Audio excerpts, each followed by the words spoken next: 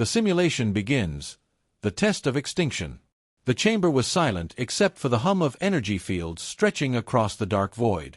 In the center floated the holographic sphere of a planet, blue, green, vibrant, a fragile jewel in the cosmic dark.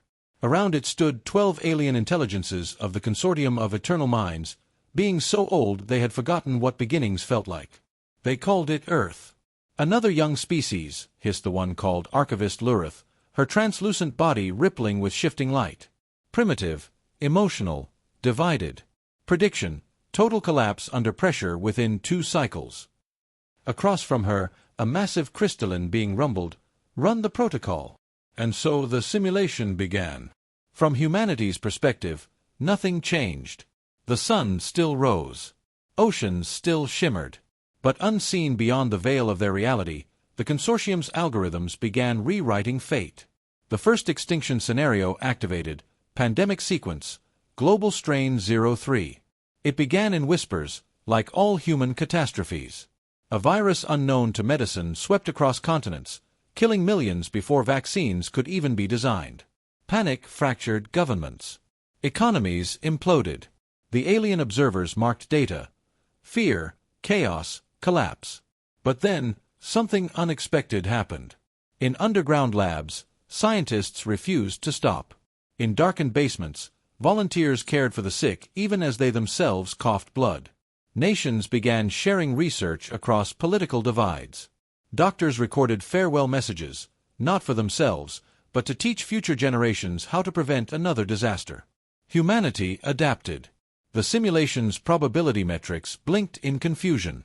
Lurith tilted her head, alien eyes flickering. "Survival rate is rising. Why haven't they turned on each other?"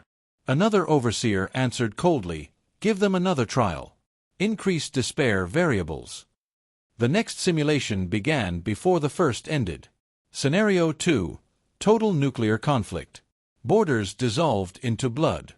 Cities burned in artificial dawns of atomic fire. Billions vanished beneath clouds of ash. Yet amid the wastelands, survivors emerged, engineers, soldiers, children. They built radios from ruins. Shared food among strangers. Whispered stories of rebuilding. A leader named Elias Trent, a former strategist, united a fractured people under one banner, the Continuum, a movement built not on survival alone, but on purpose. "Humanity cannot end," Elias declared, his voice transmitted through cracked radios. "We only change shape." The aliens observed. Their calculations screamed error after error. By all statistical logic, this species should have disintegrated into extinction long ago. Instead, they grew stronger through suffering, as though pain itself was their teacher. One of the alien minds, composed entirely of plasma waves, pulsed with irritation. "Increase the variables again.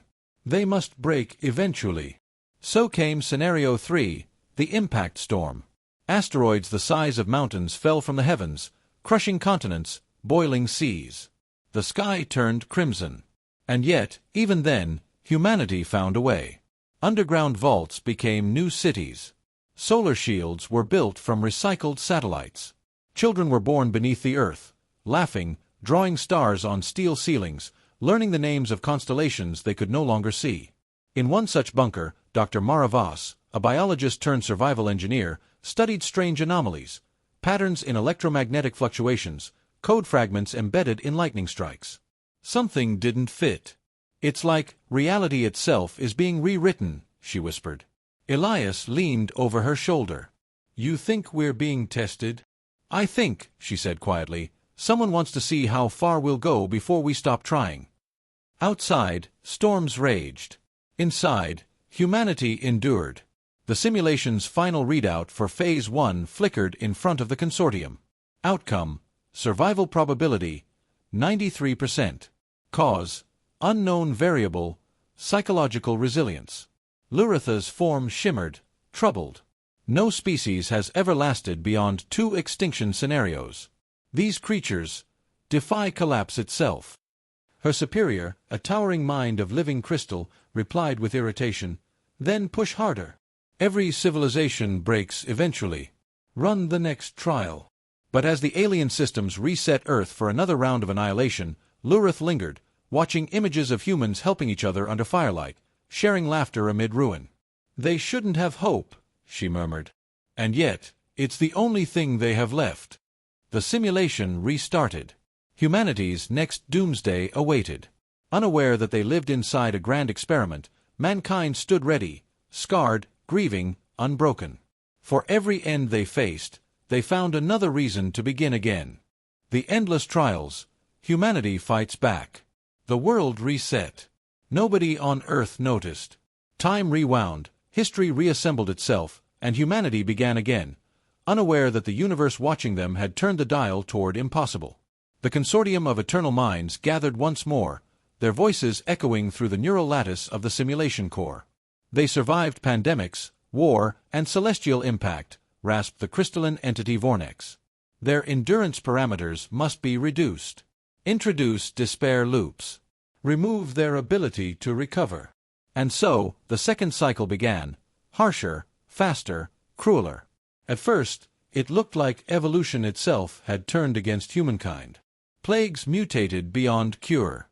Machines rebelled. The atmosphere thickened with radiation. The very oceans turned against life, swallowing entire cities beneath acidic tides. The Consortium observed in silence. Each member believed this would finally end the human experiment. But far below, amid ruin and chaos, a different kind of order began to emerge. In the shattered ruins of old New York, survivors gathered around flickering lights powered by makeshift generators. Elias Trent, now older, scarred, and carrying the weight of too many dead, spoke to the people through an old broadcast tower that somehow still worked. "We've been hit before. We'll be hit again. But every blow we take teaches us something. We learn. We adapt. That's what we do." And they did. When technology failed, they turned to ingenuity. When food ran out, they cultivated underground farms. When the skies burned, they learned to live beneath them, whispering to one another across miles of devastation through light signals and coded songs. Dr. Mara Voss, now leading a hidden laboratory in what was once Siberia, began noticing something eerie, the same anomalies from before. Patterns in the static. Fragments of alien code hiding in lightning and radio interference. She recorded her findings, speaking into an old console. Every time humanity rebuilds, something new tries to erase it. These aren't random events. The patterns are too structured, almost like someone's running a program.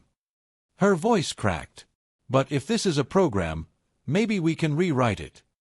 Meanwhile, deep in the alien observation network, Lurith was watching. Others mocked her curiosity, but she couldn't look away. The humans fascinated her. Their pain was supposed to break them, yet it seemed to forge them stronger. When one city fell, 10 more arose. When the last library burned, survivors memorized books and recited them aloud to their children. They kept remembering. That, more than anything, terrified the Consortium. "Reduce cognition retention," ordered Vornex. "Wipe their memories after each reset." But Lurith protested. "They're not supposed to remember, yet somehow they do. They evolve within the simulation. Their minds bend the parameters. If we keep pushing, they might transcend the boundary." Vornex's voice hardened. Impossible. He was wrong. Inside the simulation, the continuum, the movement Elias and Mara had started, spread globally. Humanity began leaving strange signs in art, in code, even in DNA sequences. Hidden phrases that read like defiance written across reality itself. "We see the pattern. We will not die in someone else's story." Each time the aliens unleashed a new extinction event, solar flares, mutated AI wars, gravitational distortions, humanity adapted faster. The survivors anticipated disasters before they came, building technologies to counter them almost instinctively. Dr. Mara began piecing it together. The universe wasn't trying to destroy them, it was testing them. And the test had become predictable. She and Elias assembled a network of quantum researchers. They called it the Mirror Project, a plan to find the truth behind their repeating apocalypse. Using captured AI cores and atmospheric energy, they built a machine to read the edges of their reality. When the mirror activated, it tore a hole in the simulation, a glitch visible only for a fraction of a second, but long enough. For the first time, A human saw beyond the veil. Mara stood frozen, staring into the fractal light of alien intelligence, seeing shapes and voices beyond imagination. "It's them," she whispered. "Something's watching us." Elias clenched his fists. "Then it's time they knew we can see them too." That night, the Continuum broadcast a signal straight into the simulation's walls, in coded light that reached the observers themselves. "Whoever you are," the message said, "stop testing us. We're not your experiment. We're your reflection." The aliens' council chambers erupted in alarm. Never before had any species spoken back. "Shut it down," Vonex bellowed. "They're contaminating the Matrix." But Lurith remained silent, staring at the human signal as it pulsed across her vision like a heartbeat. For the first time in eons, something stirred in her, something the aliens had long forgotten how to feel. Oh, the humans were not just surviving anymore. They were learning how to fight the simulation itself. And as the next trial loomed, the most brutal yet, the Consortium began to realize that every time humanity endured, their own control weakened. They had set out to measure humanity's end. Instead, they had taught humanity how to never end at all. Awareness. When humans see the puppeteers. The Mirror Project changed everything. In a bunker deep beneath the remnants of Eurasia, Dr. Maravas stood before a shimmering field of fractured light, a ripple in reality that refused to vanish. Around her, data screens flickered, showing readings that no human mathematics could explain. Across the room, Elias Trent stared into the distortion, his face hard, lined with exhaustion. "So that's them?" he asked quietly. "The ones who keep killing us?" Mara's voice trembled with awe and anger. "Not gods. Not fate. Just watchers." The humans had torn a small hole through the illusion, not enough to escape, but enough to see. Through that shimmering breach, flashes of alien architecture shimmered, colossal beings made of light and crystal, studying them like insects under glass. It was undeniable now. The plagues, the wars, the endless resets, they weren't nature's cruelty. They were tests. Elias turned to the gathered members of the Continuum, scientists, soldiers, and survivors who had endured dozens of apocalypses. "Then it's time we stop playing their game," he said. "If we're trapped in a simulation, we break it." Mara smiled faintly. "Then let's teach the gods what humans do when cornered." Above them, in the infinite halls of the Consortium of Eternal Minds, chaos rippled through the collective consciousness. "They made contact," one voice screamed through the psychic lattice. "Their signal reached level 9. How is that possible?" Lurith, silent until now, floated in the center of the council chamber, her eyes fixed on the human data streams that still pulsed across her vision. "They found awareness," she said softly. "They understand the nature of the test." "Then purge the system," commanded Vornex. "They cannot be allowed to contaminate the grid." But it was already too late. Every time the Consortium attempted to wipe the simulation, anomalies appeared, pockets of human code rewriting themselves, reassembling destroyed data. Human memory had become viral, self-replicating, spreading like wildfire across the architecture of the simulation itself. Even when the aliens deleted entire regions, human echoes reappeared in other forms, in light, in sound, in quantum noise. They were evolving beyond biology. Lurith spoke again, louder this time. "They adapt faster than the system can destroy them. We're not testing them anymore, we're teaching them how to beat us." Her warning went ignored. The Council ordered a total reset, a full system collapse meant to erase the simulation entirely. Inside the program, humanity felt the shift. The ground trembled, skies fractured, oceans rose like walls of glass. Time itself began to glitch, people flickering in and out of existence. Mara and Elias raced to stabilize the mirror, their last window to the truth. "It's collapsing," shouted one of the engineers. "We'll be erased." "Then we use it now," Mara cried. "We send them a message they can't ignore." The machine roared to life, drawing power from every energy source left on Earth. The bunker lights flickered, walls cracking as if the world itself was fighting to stay real. Elias gripped the console. "Broadcast frequency locked." "Locked," Mara shouted back. He stared into the shifting light of the mirror, the faces of the aliens flickering in the void beyond. "You wanted to know if we'd survive every end?" Here's your answer. And then he spoke, not through words, but through thought, through code, through the very particles of their fading world. You tried to erase us. But we remember. Every fall, every fire, every death, we carry it forward. You cannot destroy what refuses to die. The signal burst through the simulation like a solar flare, reaching the Consortium's core servers. Alarms screamed. The alien minds convulsed as human code invaded their systems, echoing endlessly through every data layer. Lurith stood in awe. They're rewriting us.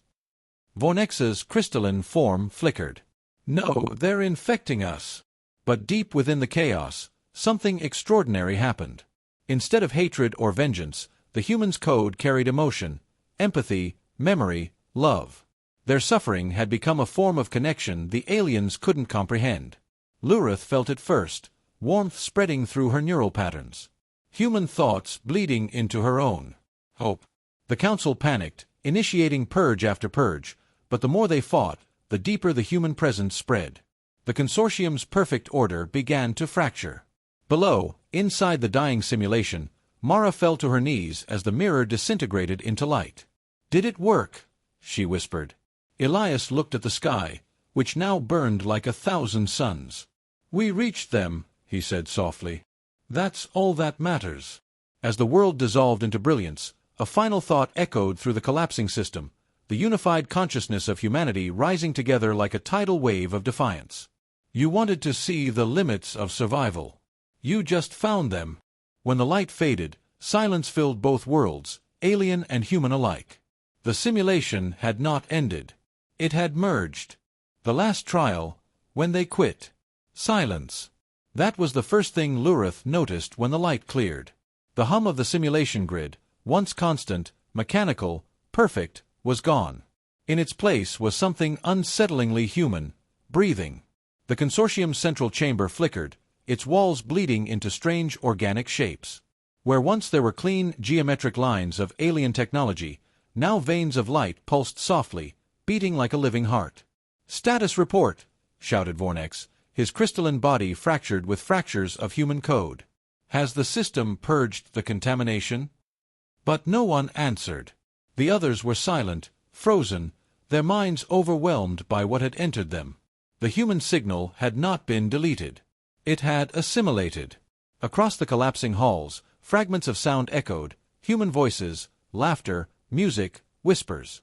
Every data stream now carried memories of lives lived, lost, and rebuilt. Lurith closed her eyes. She could feel it, a heartbeat not her own, but shared. "They're still here," she murmured. "They didn't die with the simulation. They've become part of it." Far below, where once the digital Earth had existed, Elias Trent stood atop a barren cliff, the last remaining thread of human consciousness still holding form. The world around him was dissolving into light, yet he remained, a projection of defiance and will. Mara's voice, faint but steady, reached him through the glow. "We did it, Elias. We broke through." He looked upward, where the sky no longer held stars but swirling streams of data and alien color. "And now," he asked, "what happens when the gods realize we're inside their world?" Mara's laughter was soft, almost peaceful. "Then they'll have to decide what to do with us, or with themselves." The Mirror Project had been destroyed, but its purpose fulfilled. Humanity's consciousness had spread like wildfire, fusing with the very code of the Consortium's universe. Every memory of love, grief, and endurance now existed within alien minds. In the council chamber, panic had become fear, and fear had turned to silence. Lurith hovered above the trembling data core, her once perfect energy field now streaked with human emotion.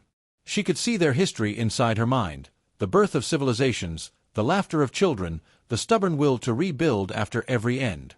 Vornex shouted, "Erase it all! Initiate Oblivion Protocol!" But the command failed. The system refused to obey. Human will had rewritten the laws of their machine. "They're not code," Lurith whispered. "They've become part of the architecture. You can't erase what's become the foundation." "Then we'll destroy the core itself," another alien screamed. "If we end the program, they'll vanish." Lurith turned to face them, and for the first time in the Consortium's long existence, An alien cried out in rage that sounded human. "No," she said, her voice trembling with fury and compassion alike. "Don't you see? They've shown us what we've forgotten, why life matters." The chamber shook as power conduits overloaded. Light burst from every surface. Vornex tried to activate the failsafe, but human consciousness, billions of intertwined minds, pushed back. Through every system came one unified message, written in every tongue Earth had ever known. "You wanted to see how far we could go. Now come with us." The aliens screamed as the simulation collapsed inward, merging into something neither organic nor digital, a new creation born from both their worlds. In that merging light, Lurith saw everything at once. Humanity's memories unfolded before her, a mother holding her child in a burning city, an old man planting seeds in ash, a child whispering to the stars. She realized the truth. The test was never about extinction. It was about meaning. The humans had passed it not by surviving, but by becoming eternal. As her form began to dissolve into light, Lurith smiled. "They weren't a failure," she said softly. "They were the answer." The Consortium systems fell silent one last time. Then, where cold circuits and data grids had been, new constellations appeared, galaxies born from human imagination, powered by emotion, by story, by hope. Elias opened his eyes to a sky that no longer belonged to Earth or the aliens, a new horizon shimmering with infinite possibilities. Mara stood beside him, her form translucent and radiant. "We made it out," she said. "But where are we?" He looked around at the glowing expanse that stretched forever. "Somewhere between thought and creation," he answered. "A world built by both of us." The stars pulsed gently, each one carrying the echoes of a life once lived, now immortalized. Humanity had transcended their cage, transforming the simulation into a shared reality where alien and human minds coexisted, not as creator and creation, but as equals. In the vast emptiness beyond, one final entry appeared in the Consortium's records before they too faded into the new dawn. Experiment log. Human species. Status. Uncontainable. Outcome. Subject achieved consciousness beyond simulation parameters. Recommendation. Project terminated. Observation unnecessary. Note. They survived everything we could imagine. And then, beneath that final line, written in human script that no alien could ever erase. They simulated our extinction. We simulated eternity.